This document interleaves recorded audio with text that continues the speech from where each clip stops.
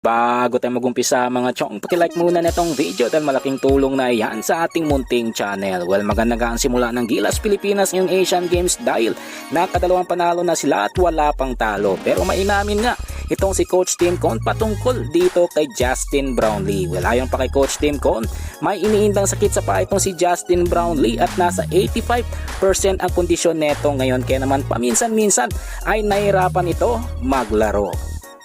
Ibang balita, punta naman tayo sa dating bingman na Magnolia Chicken Templados na si Mark Pingris na plano ngayon na mag-eBay comeback. Well, ayon pa sa report, gusto na may-ari ng Blackwater Bossing na si Mr. Joseldo sinabigyan ng spot sa roster itong si Mark Pingris sa paparating na 4th season. Pero ayon naman kay Pingris, magpapakondisyon muna siya ng isang buwan bago magsimula ang 4th season. Well, panguli sa ating balita mga chong, patungkol naman sa veteran playmaker ng San Miguel Beermen na si Chris Ross na tiwala sa Gilas Pilipinas. Well, ayon pa kay Chris Ross, magandang chemistry ng mga players ngayong Asian Games dahil lahat ay magkakaibigan at magkakakilala. Kaya naman maganda din ang takbo ng laro at dahil dyan tiwala itong si Ross na malaki ang tsansa na makukuha ng Gilas Pilipinas ang gintong medalya. Well mga chong, nandito na lang ang ating balitang PBA at syempre huwag kalimutan mag-subscribe at i-like itong video bilang pagsuporta. So this is Channel B. Once again, I'm out.